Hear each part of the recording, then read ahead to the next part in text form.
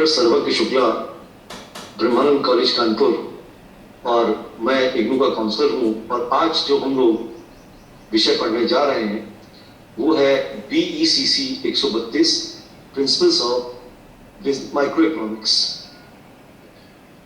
Principles of micro economics में आज हम जो अध्याय पढ़ेंगे वो है बाजार संरचना। बाजार संरचना से तात्पर्य ऐसी अवस्था से है जहां क्रेता एवं विक्रेता एक साथ मिलते हैं।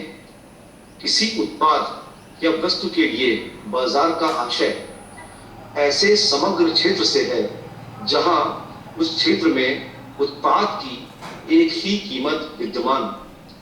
अर्थशास्त्र में बाजार शब्द का प्रयोग बहुत व्यापक अर्थ में किया गया है, जिसमें ये विशेषताएं पाई जाती हैं। बाजार से अभिप्राय किसी स्थान विशेष से नहीं बल्कि उस सारे क्षेत्र से है जहां वस्तुएं खरीदी और बेची जाती हैं। क्रेता विक्रेता दोनों बाजार के महत्वपूर्ण एवं अभिन्न अंग हैं, जिनके अभाव में बाजार की कल्पना भी नहीं की जा सकती। अतः वस्तु या सेवा को खरीदने बेचने के लिए क्रेता विक्रेता होने चाहिए।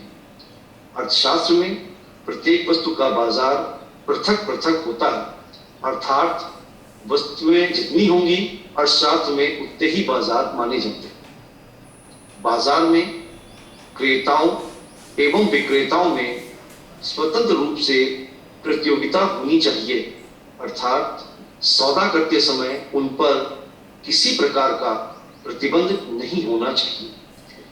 वस्तुओं तथा सेवाओं का विनिमय कीमत तंत्र के माध्यम से होना चाहिए।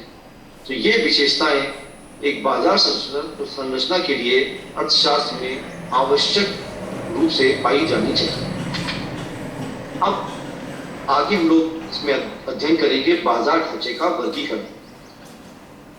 बाजार ढांचों को हम अलग अलग आधार पर विभाजित कर सकते हैं। सबसे पहला आधार है क्षेत्र के आधार पर। क्षेत्र के आधार पर बाजार को 4 भागों में विभाजित किया जा सकता है।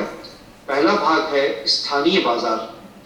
जब किसी वस्तु का विनिमय उसके क्रेता और विक्रेताओं द्वारा स्थान विशेष तक ही सीमित होता है तो वह उस वस्तु का स्थानीय बाजार कहलाता है। यह बाजार प्रायः ऐसी वस्तुओं के होते हैं जो शीघ्र नष्ट होने वाली होती हैं, जैसे फल मंडी, सब्जी मंडी, दूध मंडी या मछली मंडी आदि। दूसरा तरीके का जो बाजार इस आधार पर होता है वो होता है क्षेत्रीय बाजार या प्रांतीय बाजार।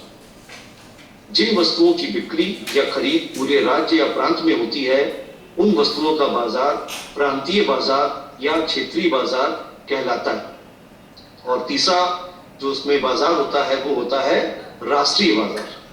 जब किसी वस्तु का क्रय विक्रय किसी स्थान, प्रांत या राज्य तक सीमित न होकर देशव्यापी होता है, अर्थात उसके क्रेता एवं विक्रेता देश भर में फैले होते हैं, तो ऐसी वस्तु का बाजार राष्ट्रीय बाजार कहलाता है। और चौथा जो आधार पर बाजार होता है वो होता है अंतरराष्ट्रीय बाजार। यदि किसी वस्तु का क्रय विक्रय विश्व के विभिन्न बाजारों में किया जाता है और उसके क्रेता एवं विक्रेता संपूर्ण विश्व में पाए जाते हैं तो उस वस्तु का बाजार अंतरराष्ट्रीय बाजार कहलाता है, जैसे सोना, चांदी तथा पेट्रोलियम उत्पाद आदि। इसके बाद जो अगला आधार है वो है व्यापार की मात्रा के आधार पर। व्यापार की मात्रा के आधार पर हम बाजार को 2 भागों में विभाजित कर सकते हैं। पहला थोक बाजार। थोक बाजार में वस्तुएं थोक मात्रा में खरीदी व बेची जाती हैं। और दूसरा खुदरा बाजार या फुटकर बाजार। खुदरा बाजार में वस्तुएं थोड़ी मात्रा में खरीदी या बेची जाती हैं। इसके बाद अगला जो आधार है वो है समय के आधार पर। समय के आधार पर हम 4 भागों में बाजार को विभाजित कर सकते हैं, जिसमें पहला भाग है अति अल्पावधि बाजार या दैनिक बाजार। इस प्रकार के बाजार में विक्रेता को वस्तु की पूर्ति बढ़ाने का समय नहीं मिल पाता, अतः इस प्रकार के बाजार में केवल मांग से प्रभावित होते हैं। अल्पकालीन बाजार ऐसे बाजार होते हैं जिनमें दैनिक बाजार की अपेक्षा वस्तु की पूर्ति कुछ सीमा तक बढ़ाई जा सकती है।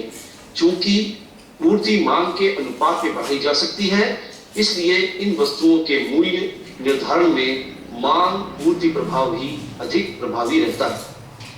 तीसरा बाजार इस आधार पर जो होता है वो होता है दीर्घकालीन बाजार।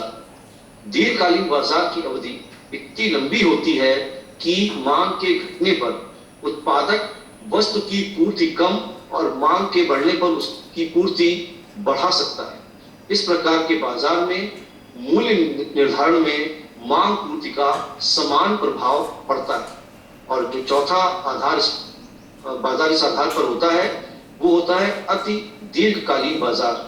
अति दीर्घकालीन बाजार अवधि में इतनी लंबी होते हैं कि उत्पादक उपभोक्ता के स्वभाव, रुचि और फैशन के अनुसार वस्तुएं बना सकता है। नए नए उद्योग स्थापित हो सकते हैं और वस्तु का उत्पादन किसी भी मात्रा तक बढ़ाया जा सकता है। इस प्रकार मांग की तुलना में वस्तु की पूर्ति बहुत लोचदार होती है। ऐसे बाजार में पूर्ति का मूल्य ही निर्धारण में अधिक प्रभावी रहता है। और अगला आधार होता है बिक्री प्रक्रिया के आधार पर। बिक्री प्रक्रिया के आधार पर निरीक्षण द्वारा बेची जाने वाली वस्तु, इस प्रकार के बाजार में वस्तु का क्रय विक्रय उनके निरीक्षण के बाद ही संभव होता है, जैसे पशुओं का बाजार।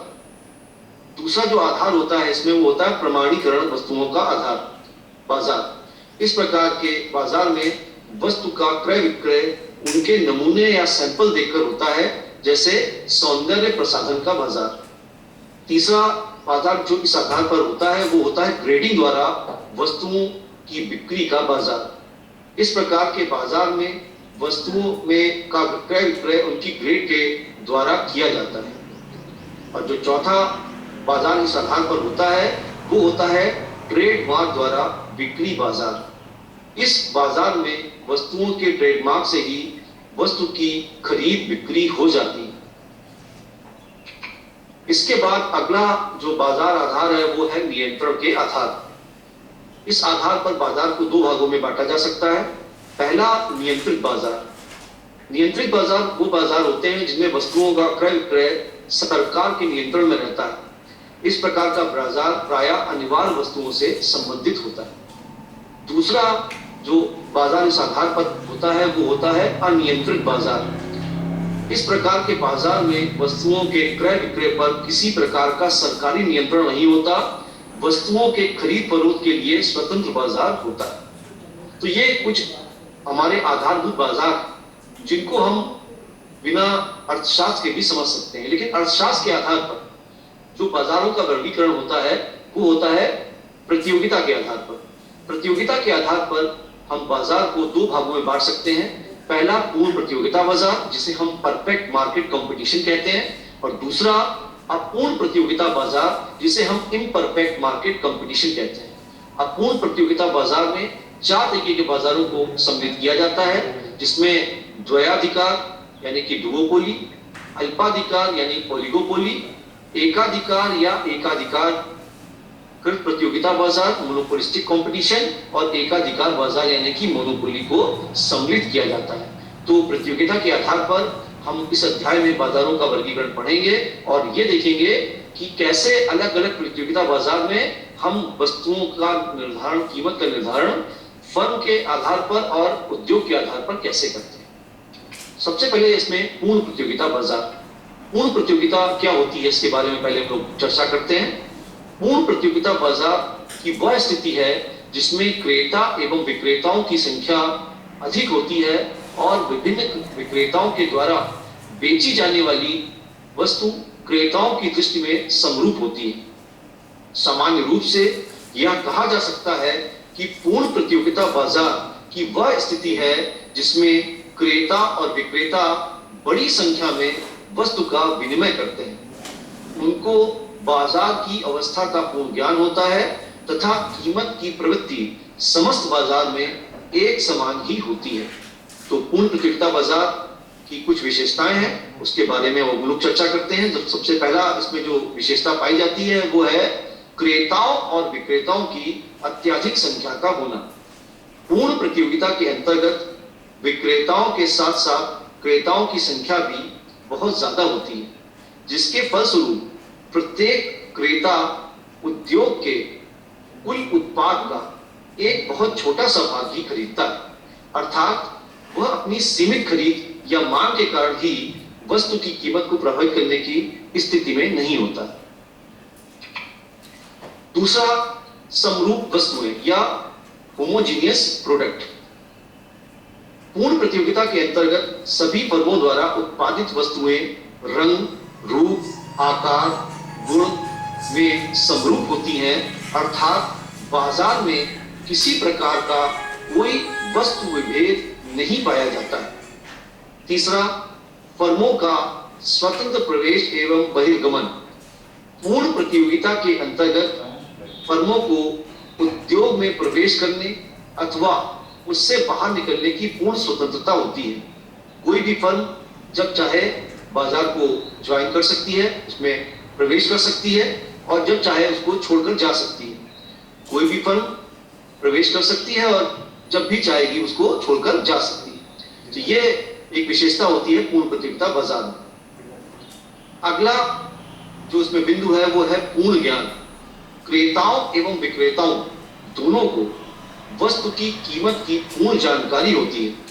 क्रेताओं को इस बात की जानकारी होती है कि भिन्न भिन्न विक्रेताओं वस्तु के द्वारा वस्तु को किस कीमत पर बेचा जा रहा है, और विक्रेताओं को यह ज्ञान होता है कि कहां और किस क्रेता से उन्हें कीमत प्राप्त हो सकती है। तो इसमें दोनों ही स्तर पर, विक्रेता के स्तर पर भी और क्रेता के स्तर पर भी, बाजार की जो स्थिति होती है उसका पूर्ण ज्ञान दोनों पक्षों को होता है। अगला इसमें जो बिंदु है वो है पूर्ण गतिशीलता। पूर्ण प्रतियोगिता के अंतर्गत देश के अंदर उत्पाद के साधन पूर्ण गतिशील होते हैं, जिससे समस्त अर्थव्यवस्था में उत्पादन की लागत एक रूप रहती है। अगला जो बिंदु इस पे है वो है परिवहन लागतों का अभाव। पूर्ण प्रतियोगिता बाजार में वस्तु के यातायात की लागत का कीमत पर कोई प्रभाव नहीं पड़ता है। अगला बिंदु विक्रय लागत का अभाव। पूर्ण प्रतियोगिता में विक्रेता विज्ञापन, प्रचार आदि पर खर्च नहीं करता है। अगला बिंदु समान मूल्य। पूर्ण प्रतियोगिता बाजार में वस्तु की एक ही कीमत प्रचलित रहती है। यदि कोई विक्रेता अधिक कीमत रखेगा तो उसकी मांग शून्य हो जाएगी। मतलब कहने का यहां पर यह है कि यहां पर कोई भी जो विक्रेता होगा वो कीमत निर्धारित नहीं कर सकता। एक समान कीमत जो वस्तु की बाजार में प्रचलित है, उसी कीमत पर, उसी मूल्य पर उसे अपने उत्पाद को बेचना पड़ेगा। अगला बिंदु जो इस पे है वो है सरकारी हस्तक्षेप का अभाव। पूर्ण प्रतियोगिता बाजार में वस्तु के विक्रेताओं और क्रेताओं पर सरकार या अन्य किसी संस्था की ओर से कोई प्रतिबंध नहीं होता है। सरकार वस्तुओं पर किसी प्रकार का टैरिफ नहीं लगाती। और जो अंतिम बिंदु इस पे है वो है फर्म का कीमत ग्रहीता होना। पूर्ण प्रतियोगिता बाजार में फर्म कीमत ग्रहण करने वाली होती है, ना कि कीमत निर्धारित करने वाली। यहाँ पर जो प्रचलित मूल्य होता है उसी मूल्य पर एक फर्म को अपनी वस्तुओं को बेचना पड़ेगा। वो अपने अनुसार वस्तु का मूल्य निर्धारित नहीं कर सकती। अब इतनी विशेषताओं को पढ़ने के बाद हमारे दिमाग में एक प्रश्न गूंजता है, क्या पूर्ण प्रतियोगिता एक मिथ्या कल्पना है? तो पूर्ण प्रतियोगिता से संबंधित जितनी भी विशेषताएं हमने ऊपर अभी पढ़ी हैं, उनका वास्तविक संसार में होना संभव नहीं है।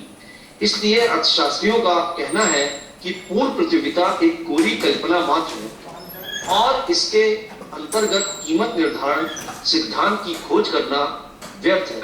ना तो वास्तविक जीवन में ऐसी स्थिति उत्पन्न हो सकती है कि क्रेता तथा विक्रेता को मूल्य को किसी अंश तक प्रभावित कर सके, ना फर्मों को उद्योग में आने या बाहर जाने की स्वतंत्रता होती है, ना ही विभिन्न उत्पादकों द्वारा उत्पादित वस्तुएं एक समान या समरूप होती हैं, ना क्रेताओं को बाजार का पूर्ण ज्ञान होता है, ना ही विक्रेता एवं क्रेता स्वतंत्र रूप से कार्य करते हैं, ना कीमतों तथा लाभों का पूरा ज्ञान प्राप्त होता है और ना उत्पादन के साधन पूर्णतः गतिशील होते हैं। अतः वास्तविक जीवन में ऐसे बाजारों का उदाहरण देना अत्यधिक कठिन है। फिर भी कुछ बाजार पूर्ण प्रतियोगिता बाजार के निकटस्थ अवश्य होते हैं, जिसमें पहला बाजार है विदेशी विनिमय बाजार। मुद्रा समरूप या सजाती होती है तथा कारोबारी अनेक क्रेताओं तक एक समान एवं निर्बाध पहुंच रखते हैं। क्रेताओं एवं विक्रेताओं के पास करेंसी को किसी से भी खरीदने या बेचने का विकल्प होता है। करेंसी की सापेक्ष कीमत की अच्छी जानकारी क्रेताओं के पास रहती है, इसलिए वे करेंसी क्रय करते समय विद्यमान कीमतों के बीच तुलना कर सकते हैं। इस प्रकार विदेशी विनिमय बाजार पूर्ण प्रतियोगिता बाजार के निकटस्थ हो जाता है। अगला बाजार जो पूर्ण प्रतियोगिता के निकटस्थ है वह है कृषि बाजार। सामान्यतः अनेक कृषक बाजार में एक जैसा उत्पाद ही बेचते हैं, जहां क्रेताओं की संख्या भी बहुत अधिक होती है। बाजार में कीमतों की तुलना करना भी आसान होता है, इसलिए कृषि बाजार भी पूर्ण प्रतियोगिता बाजार के निकटस्थ पाए जाते हैं। अगला बाजार जो कि काफी कॉमन भी है हमारे बीच में, वो है इंटरनेट आधारित बाजार। इंटरनेट आधारित बाजार क्या होता है उसके बारे में हम लोग चर्चा करते हैं। इंटरनेट ने अनेक बाजारों का पूर्ण प्रतियोगिता बाजार के निकटस्थ बना दिया है, क्योंकि इंटरनेट पर कीमतों की तुलना शीघ्रता एवं दक्षता से कर पाना आसान हो गया है। इंटरनेट के माध्यम से बाजार में प्रवेश अब अपेक्षाकृत आसान हो गया है। उदाहरण के लिए अमेज़न या फ्लिपकार्ट जैसी सेवाओं के माध्यम से इंटरनेट पर बिक्री किया जाना पूर्ण प्रतियोगिता बाजार के सादृश्य है। बाजार तक समान पहुंच तथा उत्पादों और कीमतों के बारे में पूर्ण जानकारी की उपलब्धता से कीमतें बाजार कीमत के अनुरूप कम होना प्रारंभ हो जाती हैं और दीर्घकाल में ऐसी फर्में केवल सामान्य लाभ प्राप्त करती हैं। तो इस प्रकार अगर हम चर्चा के स्वरूप में देखें तो तीन तरीके के जो बाजार हैं वो पूर्ण प्रतियोगिता के निकटस्थ बाजार होंगे, जिसमें हम लोगों ने पढ़ा विदेशी विनिमय बाजार, कृषि बाजार और इंटरनेट आधारित बाजार के बारे में। अब अगला प्रश्न ये आता है कि पूर्ण प्रतियोगिता के अंतर्गत कीमतों का निर्धारण किस प्रकार से किया जाता है। पूर्ण प्रतियोगिता के अंतर्गत उद्योग एवं फर्म दो अलग अलग इकाइयां होती हैं। उद्योग एक बृहद इकाई होती है, जबकि फर्म एक छोटी इकाई होती है। उद्योग फर्मों का एक समूह है जो किसी एक किस्म की वस्तु का उत्पादन करती है। जैसे सूती कपड़ा तैयार करने वाली मिलों को सूती कपड़ा उद्योग तथा चीनी निर्माण करने वाली मिलों को चीनी उद्योग कहा जाएगा। इसके विपरीत फर्म से आशय एक वस्तु के अकेले उत्पादन से। पूर्ण प्रतियोगिता में कोई भी एक फर्म अकेले ही बाजार कीमत पर प्रभाव नहीं डाल सकती, क्योंकि पूरे उद्योग के उत्पादन की तुलना में उसका उत्पादन नगण्य होता है। किंतु अनेक फर्में मिलकर बाजार कीमत को प्रभावित कर सकती हैं।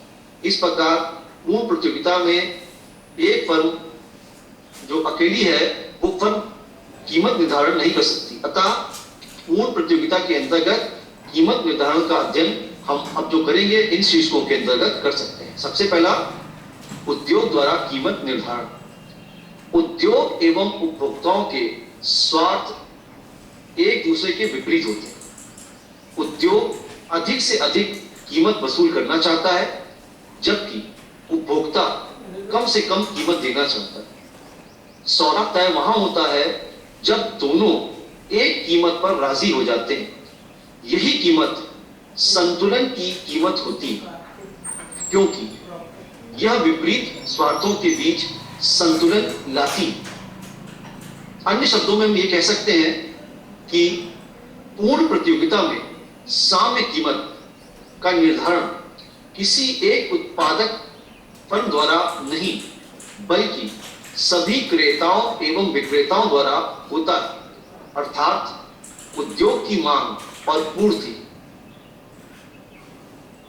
उद्योग की मांग और पूर्ति अर्थात कुल मांग और पूर्ति द्वारा ही साम्य कीमत का निर्धारण होता है। मांग और पूर्ति की शक्तियों द्वारा जिस साम्य कीमत का निर्धारण होता है उसे प्रत्येक फर्म स्वीकार कर लेती है।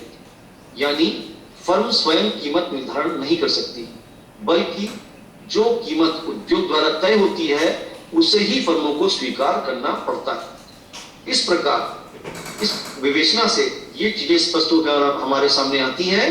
पूर्ण प्रतियोगिता में मूल्य का निर्धारण उद्योग की मांग और पूर्ति की शक्तियों द्वारा होता है। उद्योग कीमत निर्धारक तथा फर्में स्वीकार करने वाली होती हैं। पूर्ण प्रतियोगिता में सारे बाजार में केवल एक ही कीमत प्रभावी होती है। पूर्ण प्रतियोगिता के अंतर्गत मांग रेखा OX अक्ष के समांतर होती है, अर्थात फर्म के लिए वस्तु की मांग पूर्णतया लोचदार होती है।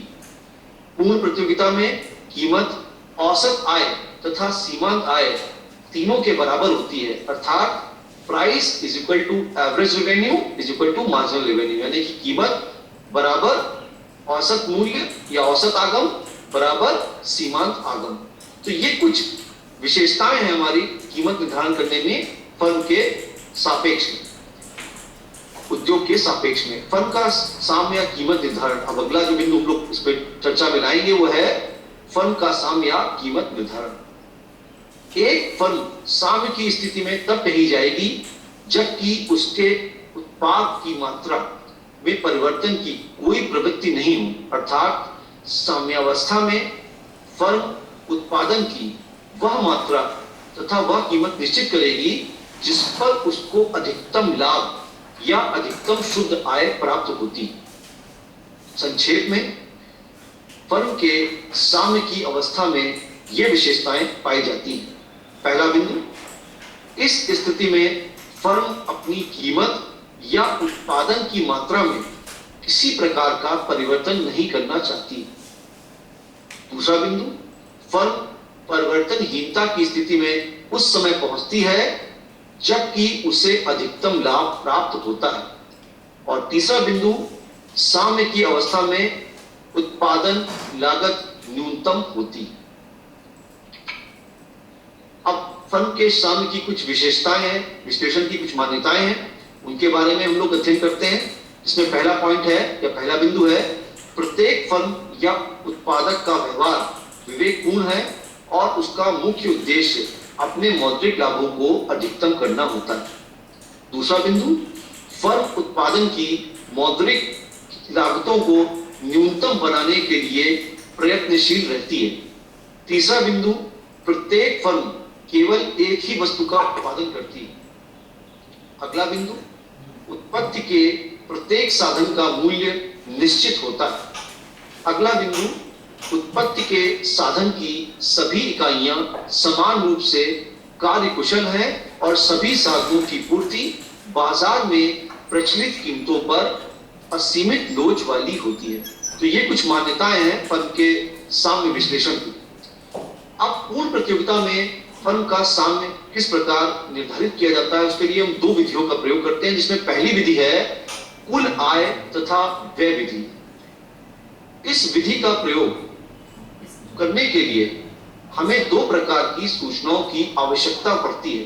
पहला, हमें ज्ञात होना चाहिए कि फर्म को वस्तु विशेष की विभिन्न मात्राओं की बिक्री से कितना आगम या आय प्राप्त होती है।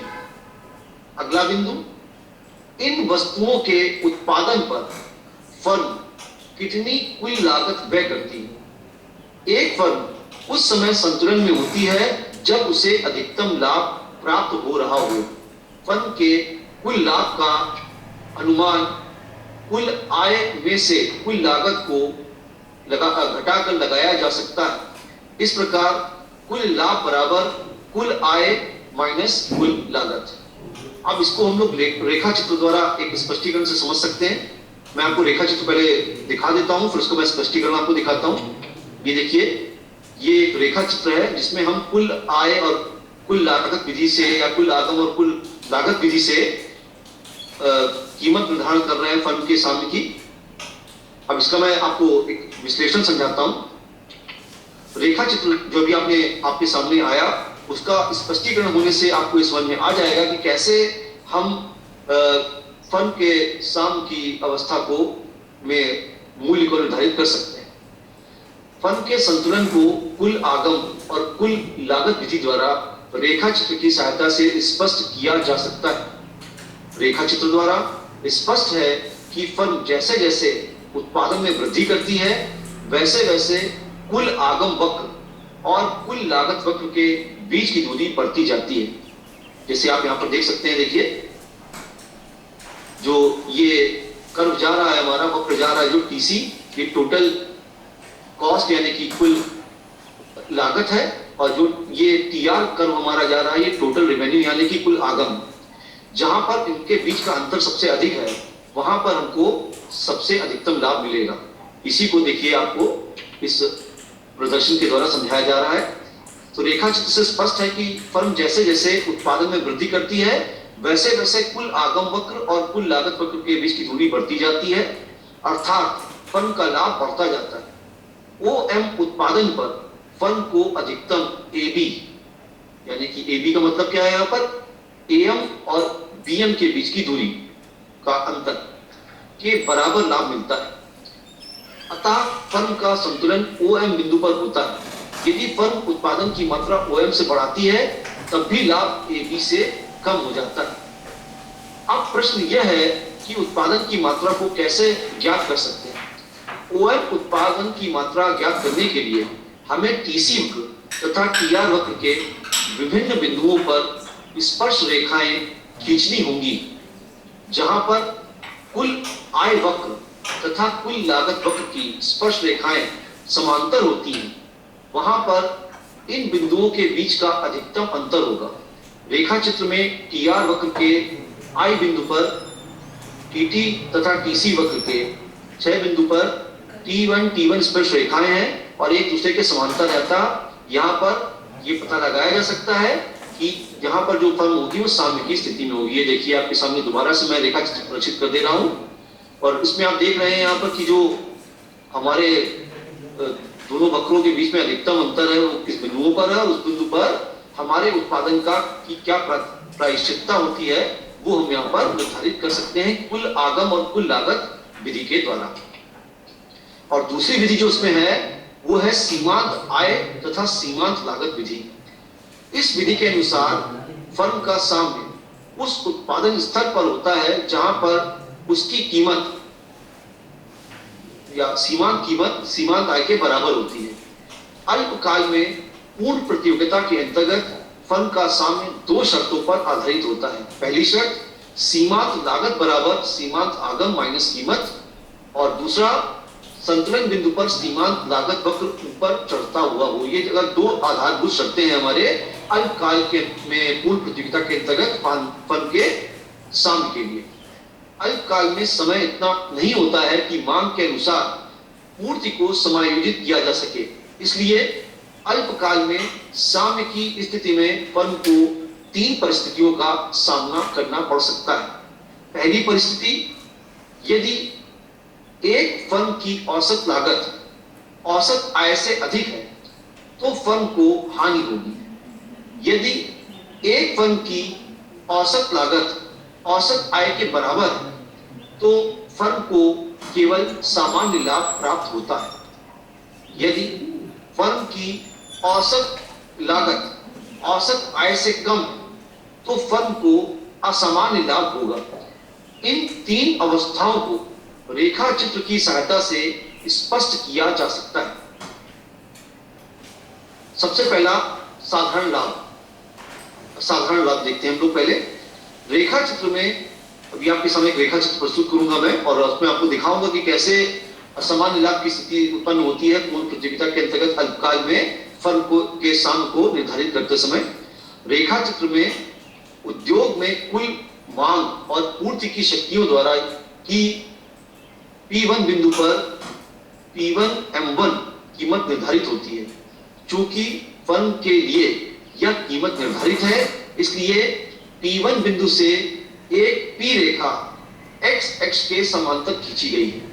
अतः फर्म द्वारा स्वीकृत की गई कीमत OA तथा OA या PM है, क्योंकि कीमत को ही औसत आय द्वारा आय कहते हैं और पूर्ण प्रतियोगिता में औसत आय और सीमांत आय बराबर होती है, इसलिए तीनों को एक क्षैतिज द्वारा प्रदर्शित किया गया है। फर्म वस्तु के उत्पाद की वह मात्रा निर्धारित करेगी जहां पर सीमांत आय सीमांत लागत के बराबर होगी। रेखा चित्र में P बिंदु पर यह दोनों बराबर हैं। इस बिंदु द्वारा बताई गई उत्पादन की मात्रा OM है, इसे साम्य मात्रा भी कहते हैं। फर्म के लाभ या हानि की स्थिति ज्ञात करने के लिए औसत आय और औसत लागत रेखाओं के बीच की लंबवत दूरी को ज्ञात करना होता है। रेखा चित्र में AR तथा AC रेखाओं के बीच लंबवत दूरी PC है, जो कि प्रति इकाई लाभ को बताती है। कुल लाभ को ज्ञात करने के लिए PC को कुल उत्पादन BC या OM से गुणा कर दिया जा सकता है, अर्थात PC गुणा OM इज इक्वल टू आयत DCPA। फर्म का लाभ इस प्रकार भी निकाला जा सकता है। OM मात्रा का उत्पादन करने की कुल लागत OMCB और कुल आय OMPA है, अतः कुल उत्पादन OM से फर्म का लाभ OMPA माइनस OMCB अगर हम घटाते हैं तो जो हमको मूल्य मिलेगा वो DCPA के बराबर होगा।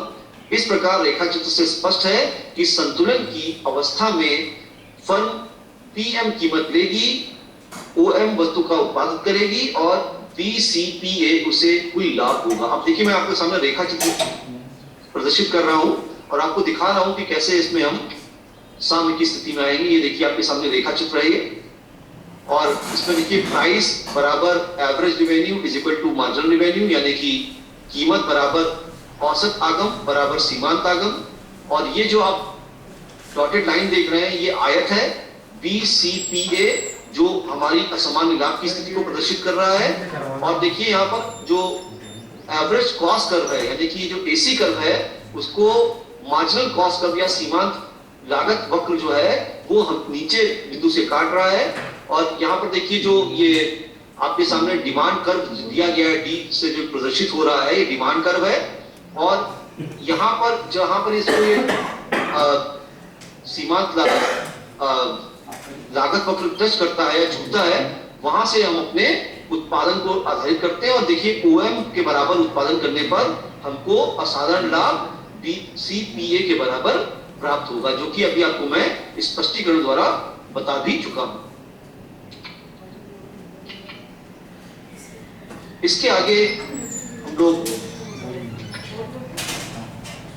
बढ़ते हैं और आगे के जो मूल्य है उनको देखते हैं। आगे के बारे में हम लोग चर्चा करेंगे इसमें।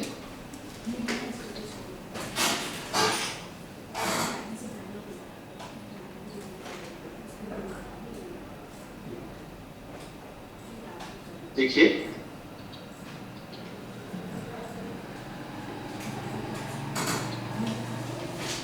अब उद्योग द्वारा कीमत का निर्धारण इसमें आएगा।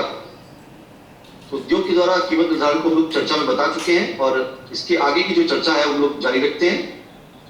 अगली स्थिति होगी सामान्य लाभ की। रेखा चित्र में फर्म के साम्य की अवस्था में सामान्य लाभ की स्थिति को प्रदर्शित किया गया है। लागत तथा आगम वक्रों का अध्ययन करने से ज्ञात होता है कि सामान्य लाभ की स्थिति वहां पर उत्पन्न होगी जहां पर साम बिंदु P बराबर MR is equal to MC is equal to PM होगा, यानी कि marginal revenue is equal to marginal cost is equal to profit या प्राइस। साम उत्पादन OM साम उत्पादन पर औसत लागत PM होगी और जो हमारी औसत लागत यहाँ पर प्रदर्शित कर रहे हैं वो PM से प्रदर्शित कर रहे हैं और औसत लागत बराबर औसत आगम होगी। फर्म को इस स्थिति में ना तो लाभ हो सकता है ना हानि हो सकती है, अथवा अगर लाभ होगा भी तो बहुत सामान्य लाभ होगा। इसको देखिए मैं रेखा चित्र से प्रदर्शित कर रहा हूं आपके सामने। ये देखिए यहाँ पर जो मार्जिनल कॉस्ट कर्व है हमारा, उसको एवरेज कॉस्ट कर्व नीचे एक बिंदु से काट रही है, लेकिन देखिए जो ये बिंदु का जो हमारा जो साम्य बिंदु जो बनेगा वो हमारा मूल्य कर्व बनेगा, यानी कि जो हमारा डिमांड कर्व है उसकी बनेगा। तो यहाँ पर हम अपने कीमत को निर्धारित करेंगे। OM बराबर OM जो हमारा उत्पादन होगा और जो हमें सामान्य लाभ प्राप्त होगा वो PM के बराबर होगा, जो हमारी लागत आएगी वो PM के बराबर आएगी। इसके बाद आगे की जो स्थिति है इसमें होगी रेखा हानि की स्थिति। रेखा चित्र में फर्म के साम्य की अवस्था में हानि की स्थिति को प्रकट किया गया है। लागत तथा आगम वक्रों का अध्ययन करने से हमको ज्ञात होता है कि साम्य बिंदु P वहां होगा जहां MR is equal to MC होगा। MR यानी कि मार्जिनल रेवेन्यू या सीमांत आगम और MC इज इक्वल टू सीमांत लागत। साम्य उत्पाद OM औसत लागत MK और औसत आगम MP से प्रदर्शित किया गया है। प्रति इकाई हानि जो हमारी होगी वो हमारी औसत लागत और औसत आगम यानी कि MK और MP के बीच के अंतर को प्रदर्शित करेगी, जो कि P के बिंदु होगा, और जो कुल हानि हमारी होगी वो होगी HPKS के बराबर, जो अभी आपको मैं रेखाचित्र से प्रदर्शित करूंगा। ये देखिए यहां पर जो हानि की स्थिति में हमारा जो MC कर्व है वो अब हमारे मूल्य कीमत को उसकी रेखा पर काटेगा, और जो हमारा AC कर्व है वो उसके ऊपर उसको बिंदु पर स्पर्श करेगा, और जो हमारा ये डॉटेड एरिया जो देख रहे हैं, ये डॉटेड क्षेत्र जो देख रहे हैं, ये हमारी हानि को प्रदर्शित कर रहा है। ठीक है, तो ये वो स्थिति है जब फर्म को हानि हो सकती है। तो अल्पकाल में फर्म के कीमत निर्धारण में तीन स्थितियां उत्पन्न हो सकती हैं। या तो हमको असाधारण लाभ हो सकता है, या हमको साधारण लाभ हो सकता है, या हमको असामान्य हानि का सामना करना पड़ सकता है, या हानि का सामना करना पड़ सकता है। अब इसके बाद अगला प्रश्न यह आता है कि क्या अल्पकाल में अगर फर्म हानि उठाती है तो भी वो उत्पादन को जारी रखेगी। अब इसके बारे में हम लोग चर्चा करते हैं। फर्म की कुल लागत में से दो प्रकार की लागतें सम्मिलित होती हैं, निश्चित लागत और परिवर्तनशील लागत। निश्चित लागत वह लागत है जो कि उत्पाद के साथ ना तो बढ़ती है और ना ही कम होती है। यदि उत्पादन बंद भी कर दिया जाए तो निश्चित लागत समाप्त नहीं होगी। जैसा कि हम लोग जानते भी हैं कि जब हम किसी व्यवसाय को करते हैं तो उसमें दो तरह की लागतें हमारे सामने होती है, निश्चित लागत होती है और एक परिवर्तनशील लागत होती है। निश्चित लागत वो लागत होती है जिसको हम उत्पाद ना करने पर भी भुगतान करने के लिए बाध्य होते हैं, और परिवर्तनशील लागत वो लागत होती है जो उत्पाद की मात्रा के घटने बढ़ने के साथ साथ घटती बढ़ती है, जैसा कि अभी हम लोग चर्चा भी कर रहे हैं इसमें। यदि उत्पाद बंद भी कर दिया जाएगा तो भी निश्चित लागत समाप्त नहीं होगी। इसके विपरीत परिवर्तनशील लागत वो लागत है जो उत्पादन की मात्रा के अनुपात में घटती बढ़ती है। यदि किसी उत्पादक को परिवर्तनशील लागत के बराबर भी मूल्य प्राप्त हो जाता है तो भी वह उत्पादन करेगा, क्योंकि वह जानता है कि यदि उत्पादन बंद भी हो जाएगा तो भी उसे निश्चित लागत का भुगतान करना पड़ेगा, उसका भुगतान समाप्त नहीं होगा। इस प्रकार पूर्ण प्रतियोगिता में अल्पकाल में कीमत गिरने की न्यूनतम सीमा वस्तु की औसत परिवर्तनशील लागत के बराबर होती है, या औसत परिवर्तनशील लागत होती है, क्योंकि कीमत इससे कम अगर हो जाएगी तो उसे हमें बंद करना पड़ेगा। ठीक है, तो चर्चा का मुख्य विषय यही था, क्या अल्पकाल में भी फर्म हानि उठाकर उत्पाद को जारी रखेगी। तो अगर उसको अपनी परिवर्तनशील लागत के बराबर भी मूल्य प्राप्त हो रहा होगा तो वहां पर फर्म उत्पाद को जारी रखेगी। अगर उसको परिवर्तनशील लागत के बराबर भी मूल्य प्राप्त नहीं होता है तब वो इस स्थिति में होगी कि उसे उत्पाद बंद करना पड़ेगा। तो ये तो दो स्थितियां हुई हमारे साम्य निर्धारण की या कीमत निर्धारण की, उद्योग के साम्य की और फर्म के साम्य की हमारे अल्पकाल की अवधि में। अब दीर्घकाल में हम कैसे इसका मूल्य निर्धारण करते हैं उसके बारे में चर्चा करते हैं। सबसे पहले दीर्घकाल में फर्म का साम्य अथवा कीमत निर्धारण। दीर्घकाल के अंतर्गत मांग में परिवर्तन के अनुसार पूर्ति में भी परिवर्तन किया जा सकता है, क्योंकि दीर्घकाल में समयावधि इतनी ज्यादा होती है कि हम या उत्पादक अपने अनुसार या मांग के अनुसार वस्तु के उत्पादन को कम या ज्यादा कर सकता है। इसलिए दीर्घकाल में पूर्ण प्रतियोगिता में प्रत्येक फर्म को केवल सामान्य लाभ ही प्राप्त होता है। यदि फर्म की औसत लागत औसत आय से कम, तो फर्म को असामान्य लाभ होगा। इस लाभ को देखकर हम इसको समझ सकते हैं। देखिए, नई फर्म उद्योग की ओर आकर्षित होगी और वस्तु की आपूर्ति बढ़ने के कारण उसकी कीमत गिर जाएगी और असामान्य लाभ समाप्त हो जाएगा। इसके विपरीत, यदि औसत लागत औसत आय से अधिक है, तो फर्मों का लाभ सामान्य लाभ से कम होगा, अर्थात हानि होगी। कुछ अकुशल फर्में उद्योग को छोड़कर चली जाएंगी और वस्तु की पूर्ति कम हो जाने के कारण उसकी कीमत बढ़ जाएगी। इस प्रकार यह कहा जा सकता है कि दीर्घकाल में पूर्ण प्रतियोगिता के अंतर्गत केवल सामान्य लाभ ही प्राप्त होगा। पूर्ण प्रतियोगिता में दीर्घकाल के अंतर्गत कीमत निर्धारण की आवश्यक शर्तें इस प्रकार हैं। पहली शर्त, औसत आय बराबर औसत लागत, क्योंकि दीर्घकाल में सामान्य लाभ प्राप्त होता है। दूसरी शर्त, औसत आय बराबर सीमांत लाभ आय, क्योंकि पूर्ण प्रतियोगिता में कीमत एक होने के कारण दोनों का बराबर होना आवश्यक है। और तीसरा, सीमांत आय बराबर सीमांत लागत, क्योंकि अधिकतम लाभ प्राप्त करने के लिए दोनों का बराबर होना आवश्यक है। इस प्रकार पूर्ण प्रतियोगिता के अंतर्गत दीर्घकाल में कीमत उस बिंदु पर निर्धारित होती है जहां पर औसत आय, औसत लागत, सीमांत आय, सीमांत लागत